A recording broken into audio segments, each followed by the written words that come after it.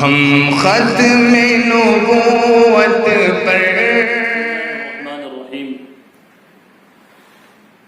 الحمدللہ رب العالمین والصلاة والسلام على سید الانبیاء والمرسلین وعلى آلہ واصحابہ اجمعین اما بعد فاعوذ باللہ من الشیطان الرجیم بسم اللہ الرحمن الرحیم ان عدة الشهور عند الله 12 شهرا في كتاب الله يوم خلق السماوات والأرض منها 4 حرم ذلك الدين القيم فلا تظلموا فيهن أنفسكم صدق الله العظيم.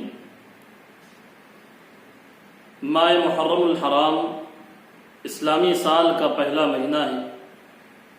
یہ مہینہ اپنے خصوصیات اور امتیازات کی وجہ سے دیگر مہینوں پر علیحدہ شناخت رکھتا ہے. اس مہینے کی حرمت و تعظیم زمانہ جاہلیت سے چلی آ رہی ہے. بعض حضرات غلط فہمی کا شکار ہیں. وہ سمجھتے ہیں کہ اس مہینے کی حرمت و تعظیم حضرت حسین رضی اللہ تعالیٰ عنہ کی شہادت کی وجہ سے ہے. حالانکہ حضرت حسین رضی اللہ تعالیٰ عنہ کی شہادت کا واقعہ نبی کریم صلی اللہ علیہ وسلم کے دنیا سے پردہ فرما جانے کے تقریباً 50 سال کے بعد پیش آیا. اس سے یہ بات ثابت ہوتی ہے کہ اس مہینے کی حرمت و تعظیم سے حضرت حسین رضی اللہ تعالیٰ عنہ کی شہادت کا کوئی تعلق نہیں ہے. اس مہینے میں 2 کام کرنا احادیث نبویہ سے ثابت ہے. نمبر 1 روزہ رکھنا، نمبر 2 عاشوراء یعنی 10 محرم الحرام کو اہل و عیال پر وصیت کرنا.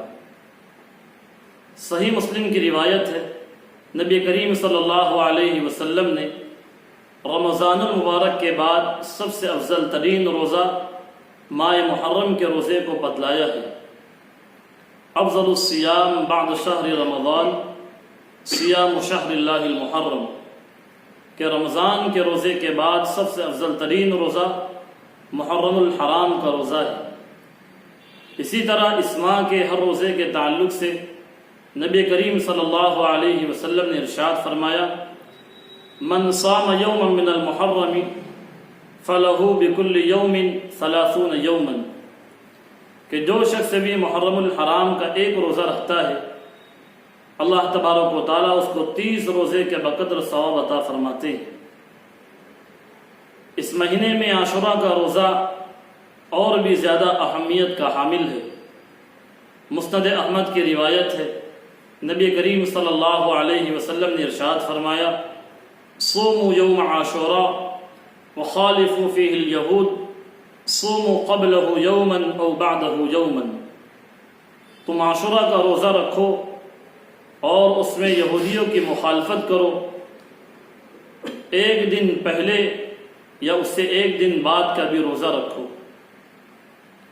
تو اس لیے مناسب ہے کہ 9 اور 10 کو روزہ رکھا جائے یا 10 اور 11 کا. اسی طرح اگر کوئی شخص صرف 10 محرم الحرام کا روزہ رکھنا چاہے تب بھی درست ہے، لیکن افضل اور بہتر یہ ہے کہ 9 اور 10 یا 10 اور 11 کا روزہ رکھے. اسی طرح اس مہینے میں دوسرا نیک عمل عاشوراء کے دن اہل و عیال پر وصیت کرنا ہے. نبی کریم صلی اللہ علیہ وسلم نے ارشاد فرمایا من وصى على نفسه واهله يوم عاشوراء وصى الله عليه سائر سنته، جو آدمی اپنے آپ پر اپنے گھر والوں پر عاشوراء کے دن کھانے پینے میں وسعت کرتا ہے اللہ تبارک و تعالیٰ پورے سال اس پر وسعت فرماتے ہیں. اس لیے عاشوراء کے دن اپنی وسعت کے مطابق خرچ میں کچھ اضافہ کر دے، روزانہ کے مقابلے میں تھوڑا عمدہ کھانا بنا لے. اس مبارک عمل کی تاثیر یہ ہے کہ اللہ تبارک و تعالیٰ پورے سال رزق میں برکت عطا فرما دیتے ہیں. یہاں ایک سوال یہ پیدا ہوتا ہے کہ ایک طرف 10 محرم الحرام کو روزہ رکھنے کا حکم ہے اور دوسری طرف اہل و عیال پر وسعت کرنے کا بھی حکم ہے۔ بظاہر ان دونوں باتوں کے اندر تعارض نظر آتا ہے۔ اس کی آسان صورت یہ ہے کہ 10 محرم الحرام کو اپنے گھر والوں پر، بچوں پر جو روزہ نہ رکھتے ہو، کھانے کے اندر خوب وسعت کرے، اور جو حضرات روزہ رکھنا چاہتے ہیں ان کے لیے ضروری ہے کہ وہ سحری یا افطاری میں عمدہ کھانوں کا اہتمام کر لیں۔ انشاءاللہ اس طرح عمل کرنے سے وسعت علی العیال والی حدیث پر عمل ہو جائے گا۔ بعض لوگ اس ماہ مبارک میں اپنی جہالت، اندھی تقلید یا ناواقفیت کی بنا پر بہت سارے بدعات اور خرافات میں پڑھ کر اس مہینے کی حقیقی برکات اور اس کے فضائل سے محروم ہو جاتے ہیں، جن کی کچھ تفصیل اس طرح ہے۔ مثلا اس ماہ مبارک میں تعزیہ بنانا اور اس کے تعلق سے یہ عقیدہ رکھنا کہ حضرت حسین رضی اللہ تعالیٰ عنہ کی روح اس میں آتی ہے، مرد حضرات کا اس پر سجدہ کرنا اور اس تعزیہ سے اپنی مرادیں منوانا، یہ تمام چیزیں شریعت اسلامی کی تعلیمات کے خلاف ہے۔ اسی طرح ماتم کرنا، نوحہ خوانی کرنا، ذکر شہادت کی مجالس منعقد کرنا، کالا لباس پہننا، ماہ محرم کو غم کا مہینہ سمجھنا، اس مہینے میں نکاح کرنے کو منحوس سمجھنا، شربت پلانا، کھچڑا بنانا، یہ تمام باتیں شریعت اسلامی کی تعلیمات کے خلاف ہے۔